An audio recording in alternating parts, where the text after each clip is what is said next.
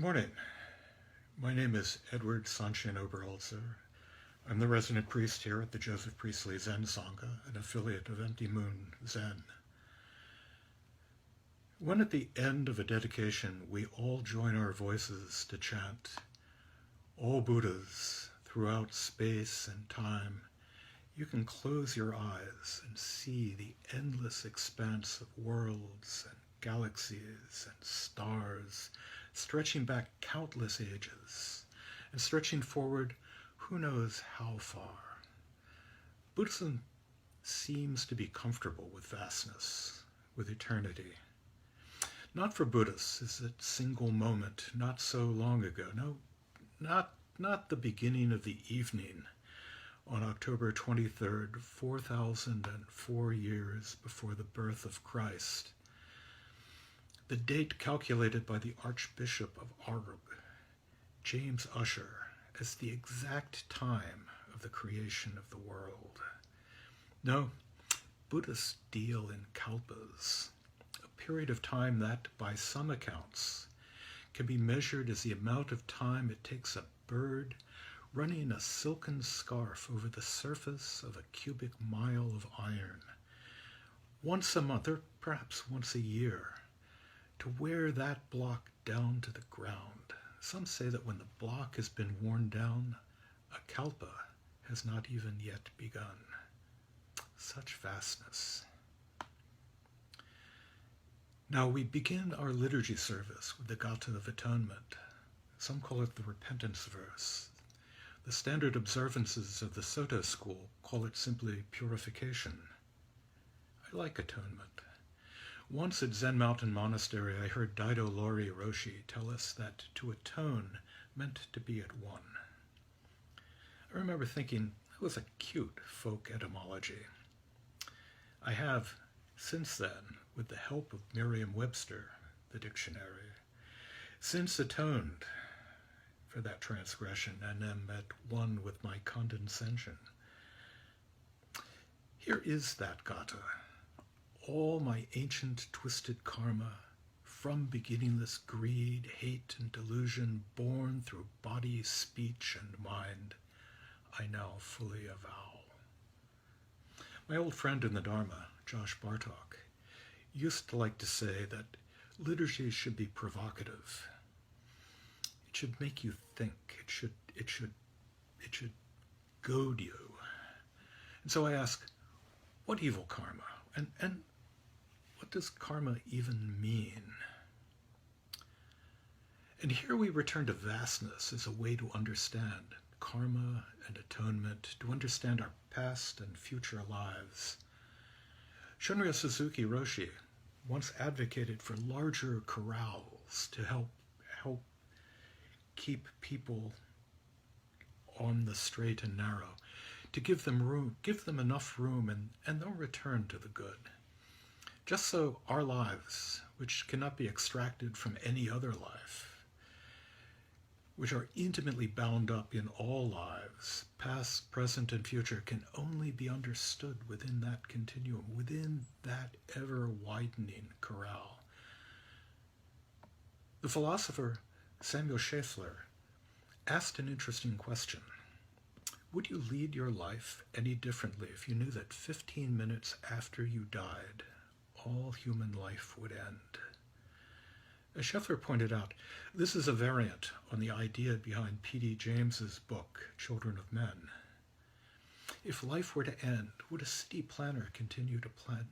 If knowing that life would end, would a city planner continue to plan cities? Would a cancer researcher continue to pursue cures for cancer? Scheffler asks us to consider how embedded we are in the life around us. Our meaning comes from knowing that life goes on. Not necessarily that our lives go on, but that life in general goes on. In that sense, there is an afterlife. It's not simply a question of concern for our children or our grandchildren, should we have any, but for the young family down the street, for the villager in Bangladesh facing a cyclone for the generations yet to come. This is the arc of our karma. Just as it projects into the distant future, it emerges out of our ancient past, from all those decisions that our predecessors have made leading up to this moment in time, through to all those consequences of our acts that we cannot foresee. We're not simply individuals, isolated hermits existing in this one moment of time. We are part of a vast continuum, the sum of innumerable actions, the cause of innumerable actions. And those actions, good or bad, however one might define good or bad, strands that are so difficult to tease apart all my ancient twisted karma. How do we know good or bad? How do we know good from bad? Many of us have heard that old story of the farmer who one day captured a spirited, beautiful stallion. The villagers gathered around and congratulated him for his good fortune. Maybe yes, maybe no, was all he replied. The next day his son, trying to break the stallion to the saddle, fell and broke his leg. How unfortunate, the villagers said. Maybe yes, maybe no, was his reply. And the day after that, a general came to the village to conscript young men for a distant war. Seeing the son's broken leg, he was passed by. Again, the villagers congratulated the farmer on his good luck. Maybe yes, maybe no.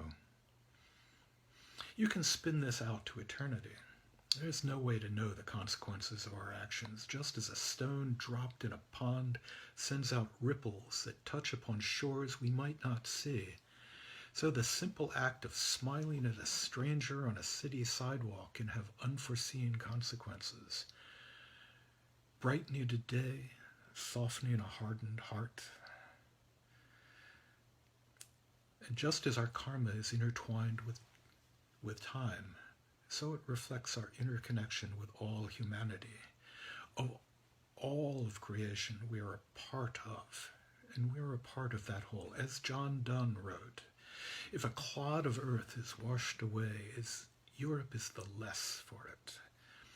No man is an island.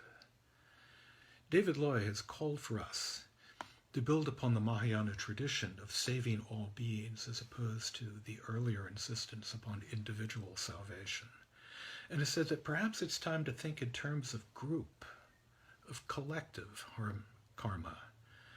After all, there is no separation, one from another. We are not one, not two, both with our neighbors and with our acts. Our acts touch upon each of us without limit throughout space and time. Through the kalpas, the vastness of time, throughout the myriad worlds, the worlds that open to us, each and every morning anew. And so we call upon ourselves to embrace all that we have done, all that we have caused. We are called upon to be one with our acts, to fully avow them. Thank you.